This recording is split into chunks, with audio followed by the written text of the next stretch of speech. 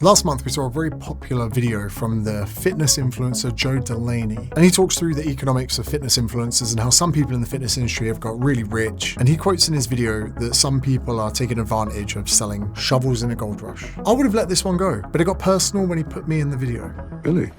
Oh, so that's how you're gonna play it. Firstly, I would like to clear my name. I'm not happy with being called an influencer. And as Joe says in his own video, it's a term you want to avoid in this industry. To me, being a fitness influencer would be getting in incredibly good shape so that people associate you with stuff and buy stuff because they want to be like you. Like selling clothes. Like, for instance, the deal you have with Rise, Mr. Delaney, as an athlete, where actually the majority of people in the fitness industry aspire to be a Gymshark athlete. If I can make it, that Gymshark will let me promote their commission code. Mum, Dad have made it. Or I would say your classic typical influencer is someone with really good genetics that then does lots of brand deals. And according to brandbookings.com, Joe, you've done 84. Whether or not that source is true, I don't know. Then the other classic fitness influencer thing would be to get people to buy supplements like you do here. I like how they're under the guise of your favor, rather than saying, hey guys, buy these. Like I say, Joe, you're in incredible shape. Now, you and I could probably argue how much is genetics, how much is hard work, or it could be the perfect blend of both. But you and I both know that being a fitness influencer, promoting someone to buy supplements, that's prime fitness influencer. And the reason I have a gripe is because I've never done a paid post or endorsement in my life. Never done a brand deal. So when you put me in the grifter sphere, I'm not even sure if that's a real word, but it is now, it can trigger me a bit. But the day you see me promoting a VPN, Joe, I'll take the heat. For some of you out there, you might realize that I had a podcast that got over 15 million downloads and I killed it because it was losing me money. I didn't have any sponsors, but don't worry, it's coming back. And I've had some insane offers over the years. I once got offered £80,000 for a grid post from a bank that I didn't use. And some people said, oh, but you could have just given the money to charity. Yeah, but then I would have had to have been a grifter for no financial return. So I'd say that is influencing. Now, nevertheless, Joe's video is actually fantastic and he points out a lot of very true points about the fitness industry. And I agree with so much of what he's saying. I actually thought this would be a perfect opportunity to go into a little bit more detail. I can actually give you some details that he wouldn't have that I have. So let's look into revenue and let's start from smaller and we can work our way up. So if we go into the analytics on my YouTube, this is the channel that I don't particularly use that much.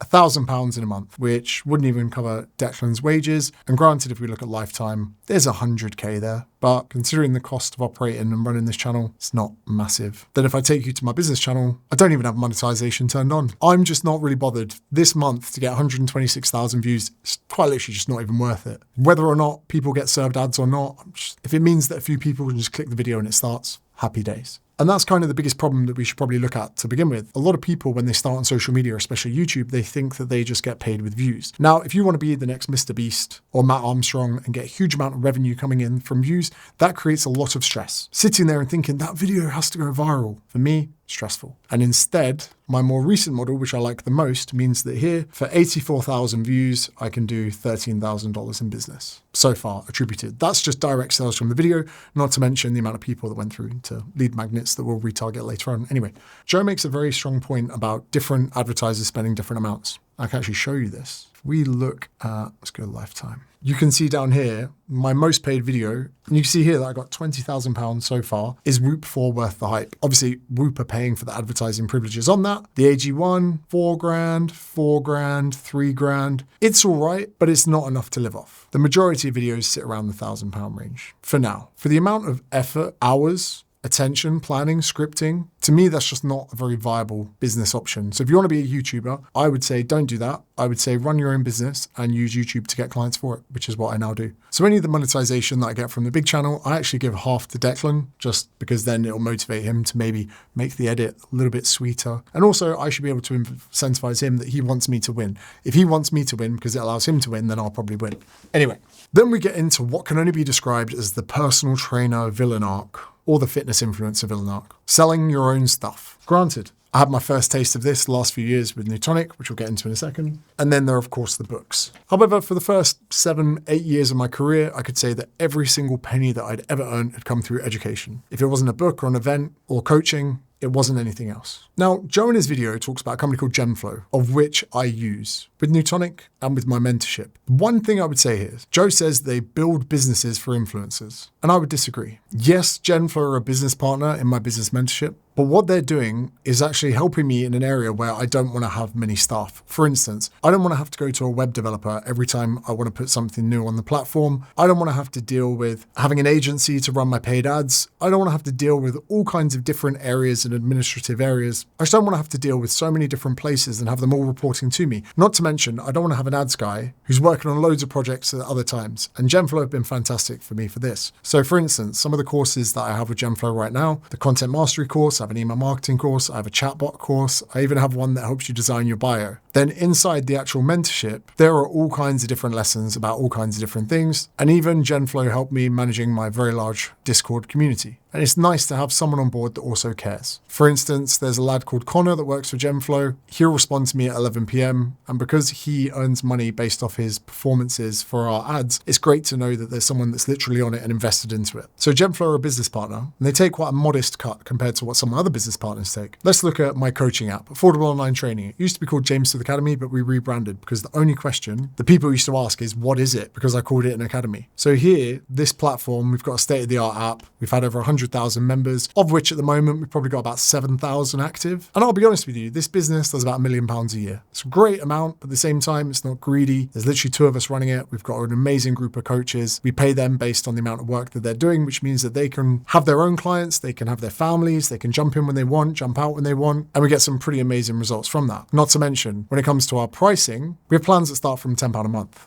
So before any of you think that we're some kind of capitalistic pigs that are trying to capitalize on selling workouts, £10 a month, you can get all your workouts taken care of. Now, the one thing that I would say, another business lesson here, you're going to need business partners. You are. And even the idea of maybe giving 20% of your business away can seem really daunting, but then yet in the UK, you're happy to pay VAT on everything. Just 20% just gone. And sometimes having partners that care about your business, as Joe says in his videos, means that you can concentrate with things that are really important. For instance, making this video right now. Because making this video means I can put links in the description, we can get the edit done, we can do everything, and any administrative task that can be handled by Genflow is probably being handled by Genflow. So I would like to argue on behalf of all the people using Genflow that they're operating their own businesses. The partnership they have just means that we get to offload the things that we shouldn't have to worry about. Now we're about to step foot into my multi-million-dollar villain arc that Joe is maybe having a little pop at, and he's fair to. He 100% can say what he said. But let's make something clear. I used to personal train in person, done thousands of hours on the floor. I started in a budget gym called Absolutely Fitness, which doesn't even make sense. It was £19 a month, and it was on a business park in Bracknell in the UK. I scaled a PT business, which again took years to understand. Charge more money, build demand,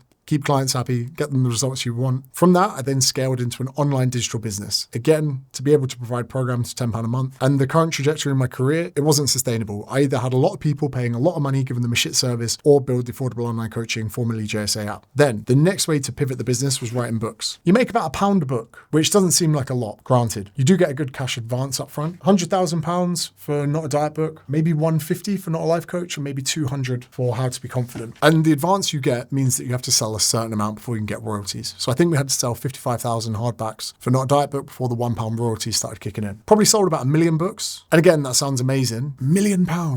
But then my manager, also 20% of everything, after tax, you've got a fair whack to put down for a deposit on a house, sure. But it's a lot of work that goes into them. Then we have the events. Now you'll often see me putting up photos of the Hammersmith Apollo. And the reason that the Hammersmith Apollo was such an important big thing for me was it was 3,500 people. It was the biggest event I'd done. I'd gone through a run of events beforehand. And it also just so happens to be the very first event in which my parents ever came to. Now, that night, over £100,000 for a night's work. Again, you say £100,000, you've got production, stage, staff, ticketing, VAT, tax, all of these kind of things that people don't really think about. But you still sold £100,000 worth of tickets in a single night to an event where you're talking about a book that you got a fat advance for that they've had to buy as well. And here's the crazy thing. On the night that we sold the Hammersmith Apollo, we actually had sold more tickets to events than we had pre-orders for the book. What you make of that just goes to show that maybe I'm better at selling some things than others. So let's look at why I've made the villain arc migration into business to business, which means I'm now helping small businesses at the same time. I'll be honest with you, ads never worked for me. My coaching app, every year, we spend more in Stripe fees than we do in ads. Up until when I started working with Genflow, I also never had staff. I recorded everything myself. I edited everything myself. I had no marketing team, no marketing department. All I've ever had was a manager. Every component of running a 7-figure business, I've had a business partner, but I do all the marketing and sales elements of it myself. Never had assistance with content. I had to teach myself how to use Premiere Pro, cameras, lighting, audio, everything. So what I'm selling to people is how to operate a business solo, how to come up with ideas on your own, how to grow your PT business on your own. Because I didn't have anyone else helping me back in the day. I did the odd course here and there. I studied under Paul Mort for a bit to learn email marketing, but that was it. I also charge about $3,000 for lifetime access to my business mentorship. When I do one-to-one calls, I get $1,000 an hour. And again, I think that's a rip-off, but people pay it because if I give them 5 actionable points in their business and they go away and do it, they can make way more than that. Not to mention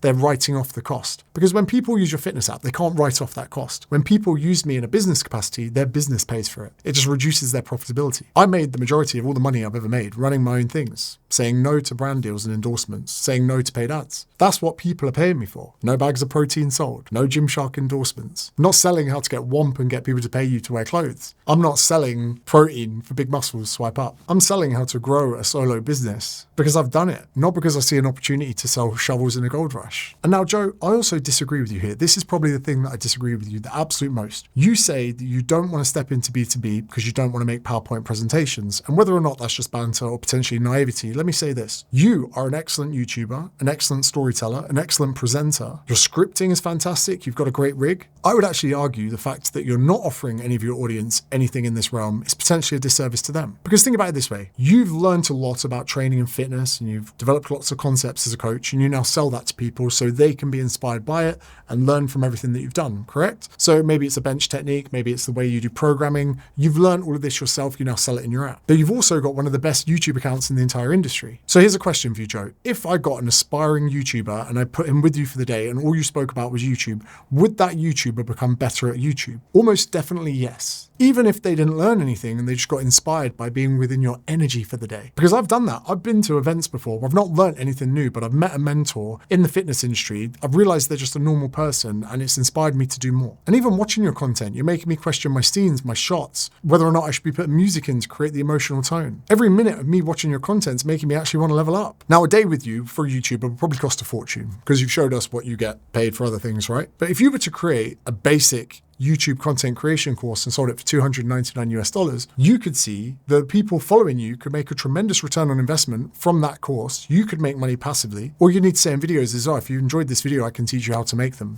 Check out the link in the description. Because if they don't learn from you, they're going to learn from someone else who's probably going to charge them a lot more and rip them off a lot more. You seem like a humble guy. You don't seem like you want Lambos and Ferraris and whatever. So why not be that person? Not to mention, like I said before, they could write that course off against their business, not them paying it for it. Because with the protein and rise and the clothing, they're paying. But for this, their business could pay. If you can inspire people to get into fitness and train, why can't you inspire people to start a YouTube channel and start a business? Actually, do you really think you've made it this far without inspiring anyone to do what you're doing? That's surely a morally better deal than flogging supplements. We know modern days that almost no supplements that are sold in powder form and bags online are actually being tested. And if they are, they're often pretty far out from what they're supposed to be. You say in your video that personal training and coaching isn't really a viable way to make a lot of money. And again, I kind of disagree here. I think we need to look at it into 4 tiers for anyone watching. Tier 1, people must get good at in-person coaching. Without in-person coaching, you've not really got anything to sell. Then people should look to migrate to do mostly in-person and a bit online. Then you can be a bit more selective with your hours. Just go to the gym from 6 a.m. to 1 p.m, refuse to work afternoons, work with clients from a laptop. Then your attitude and happiness to be in the gym will only improve. If you make your relationship to work feel more like play, you're just going to enjoy it more. Being in the gym for 12 hours a day is just not sustainable. Tier 3, for some, not everyone,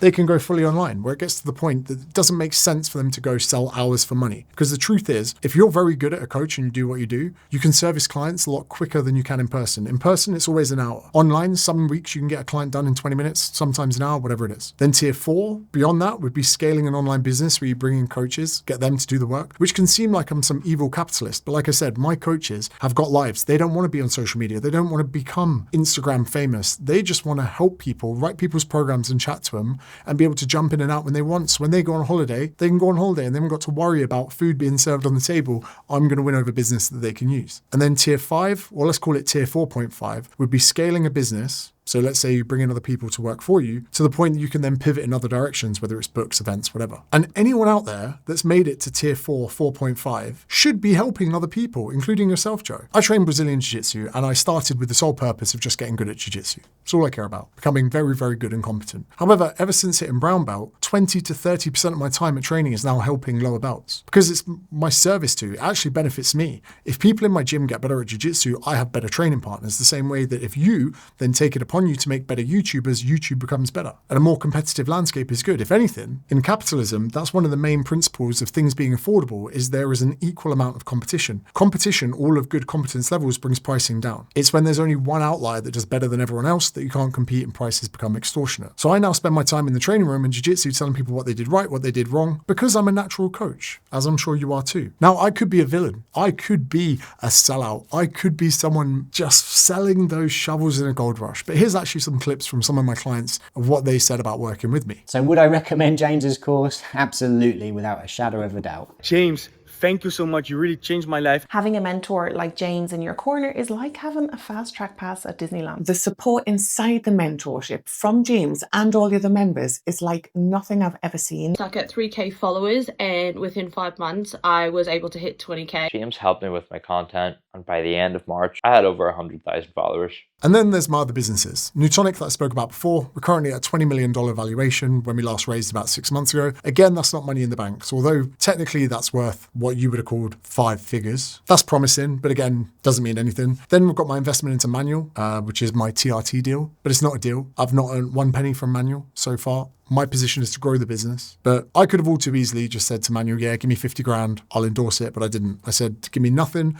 Let me help you grow the business. And in 5 years' time, let's see where we're at. And if they exit, maybe a payday, maybe not, we'll see. But I'm going to close on something that I've not really shared before. I used to wonder the same as you, how do all these fitness influencers have so much money? And I'll never forget the day that I did 14 PT sessions in a day. I left, I was dead. You cannot do that many in a day and survive. And I saw Joe Wicks gloating about the fact he made £1 million a month. And I was jealous, I was outraged, I was pissed off. But I didn't just get annoyed by it, I did something about it. And you can too. You can do something about it. Everyone's going to be bitter at people doing better than them, but there's going to be a small group of people that want to change that want to improve, that want to take it to the next level. And I'm not super rich. I've still got a GT3 instead of a GT3 RS. I've still got an RSQ8 instead of an Urus. I'm still a man of the people, but I'm actually in the best zone possible. At 36, I have everything I want in my life. Everything. Everything from here up is just bullshit. That first Lambo, bullshit. And although it can seem from the outside like a villain arc, think of it this way. First part of my career, I see people in the gym putting in the effort, putting in the yards, getting the sweat on, but they could do it better. So I came in, a bit like you, Joe, helped them with what they're doing so they could put the same time, energy, and effort in and get a better result. I now do the exact same thing in business. I come in, I look at the program, I'm like, whoa, let's change this amount of volume, let's put your focus here, let's change this in your diet, and then people can get better results from the effort they're currently putting in. I often say to people, if I can take your conversion on a landing page from 1% to 2%, that's double the amount of money for the same energy, time, and effort. I do what I'm doing, Joe, because I'm a coach, as are you. I just now coach different things. If you come to training at jiu-jitsu, I'll coach you jiu-jitsu. If I see you in the gym, I'll coach you how to do a bench press. And if I hear you talking about a business idea, I'll coach you through the concept, the social media, ideation, how we'll get email addresses, the launch, and what that offer is going to look like on the landing page. Because once you get good at one thing in life, your skills are very transferable. If you don't think what I'm learning in jiu-jitsu on my road to a black belt is going to help me in business, you're naive. If you don't think what you learn in building a PT business empire helps other businesses, you're an idiot. So it's an important consideration for people to understand. That first chunk